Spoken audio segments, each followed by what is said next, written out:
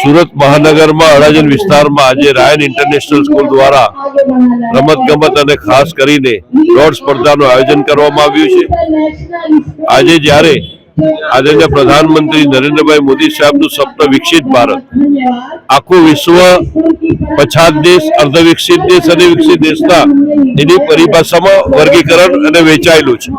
તો ત્યારે વિકસિત ભારત જો બનાવવું હોય તો પ્રત્યેક નાગરિકમાં શિક્ષણ અને એનું સ્વાસ્થ્ય આ બંને અનિવાર્ય પરિબળ છે।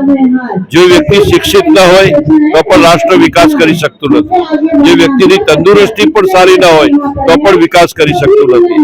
આ બંનેનો સુયોગ એ અનિવાર્ય છે। ત્યારે એક સ્કૂલ જે શિક્ષણ આપી રહ્યું છે એ સાથે સાથે સ્વાસ્થ્યની પણ ચિંતા કરે છે અને દોડની સ્પર્ધા, રમતગમતની સ્પર્ધા, ખેલકૂદની સ્પર્ધાનું આયોજન કરીને રાયન ઇન્ટરનેશનલે આ બાળકોને શિક્ષણ અને સ્વાસ્થ્ય આ બંને પ્રત્યે જે એમને કામ કરી રહ્યા છે એને અભિનંદન પાઠવું છું। વાત કરીએ તો અત્યારે મોબાઈલ યુગ, બાળકો એમાંથી ઊંચા, તો આ દોડ કેટલી ઉપયોગી થશે આવનાર? જનરલી કોઈ પણ બાળક એને ફ્રી સમય મળે તો એ મોબાઈલની દુનિયામાં ખોવાઈ જતો હોય છે।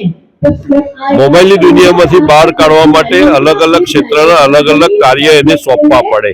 એને અલગ અલગ રુચિ જે એનામાં ટેલેન્ટ હોય, કોઈ ચિત્રકામમાં હોય, કોઈ રમતગમતમાં હોય, કોઈ કલા ક્ષેત્રે હોય, કોઈ નાટ્ય ક્ષેત્રે હોય, આ દરેક ક્ષેત્રમાં એની રુચિને અનિવાર્ય આપણે પરિબળ પૂરું પાડવું પડે, જેને કારણે બાળકોને યોગ્ય દિશામાં વાળવાનો પ્રયત્ન જો ન કરીએ અને એને આ રીતે ખેલ સ્પર્ધામાં જો એને આપણે પ્રોત્સાહિત ન કરીએ તો જેને કારણે બાળક પછી એ બાકીનો સમય મોબાઈલની દુનિયામાં વ્યસ્ત થઈ જાય છે।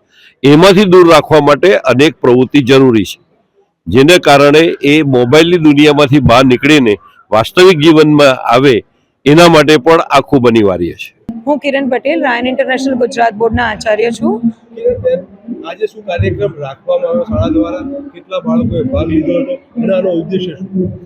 આજે સુરતની અમારી જે રાયન સ્કૂલ છે, 5 રાયન સ્કૂલ, બધી રાયન સ્કૂલે મળીને આજે 212મું રાયન મેરેથોન ઓર્ગેનાઇઝ કર્યું છે, જેની અંદર 38 સ્કૂલ પાર્ટિસિપેટ કર્યું છે, જેમાં 3000થી વધારે છોકરાઓનું પાર્ટિસિપેશન છે, જેની અંદર અલગ અલગ ઉંમરના હિસાબે રેસ રાખવામાં આવી છે। જેમ કે જે સ્ટાર્ટ થાય છે અંડર 12 થી લઈને અંડર 16 સુધી 2 કિલોમીટરથી લઈને રેસ ચાલુ કરવામાં આવી છે।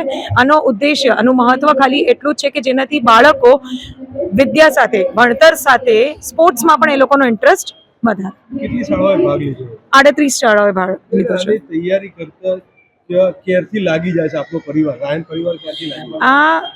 આ કોમ્પિટિશન છેલ્લા 25 વર્ષોથી કરવામાં આવે છે। તો વર્ષ શરૂ થતાં જ અમારા દિમાગમાં તો એ હોય જ છે કે રાયન મેરેથોન જેવું વિન્ટર સ્ટાર્ટ થશે, અમારે વિન્ટરમાં રાયન મેરેથોન ઓર્ગેનાઇઝ કરવાનું છે। અને આની બધી જ માહિતી, આનું માર્ગદર્શન અમારા સર, ડિરેક્ટર મેડમ અને sir, chairman sir doctor AF Pinto અને મેડમ ગ્રેસ પિન્ટોના તરફથી આપવામાં આવે છે અને એમના અધ્યક્ષ નીચે ઓર્ગેનાઇઝ કરવામાં આવે છે। રાયન સ્કૂલમાં 5 શાળાઓ તો ભાગ લીધી, ઉપરાંત બીજી શાળાઓ, તમે જ્યારે એમને આમંત્રણ આપવા જાઓ છો તો ત્યાંના પ્રતિસાદો કેવા પ્રકારના હોય છે? તેઓ પણ બહુ એક્સાઇટેડ હોય છે, કેમ કે આ inter school competition kind of a thing થઈ ગઈ, જેની અંદર ખાલી અમારી શાળા નહીં પણ અમે ઇક્વલ ઓપોર્ચ્યુનિટી બીજી સ્કૂલને બી આપીએ છીએ। અને અમે ખાલી પ્રાઇવેટ સ્કૂલોને બી નહીં, અમે ગવર્મેન્ટ સ્કૂલને બી પ્રોત્સાહિત કરે છે। ગવર્મેન્ટ સ્કૂલમાં બી ઇન્વિટેશન આપીએ છીએ કે ત્યાંના બાળકો પણ અહીંયા પાર્ટિસિપેટ કરે।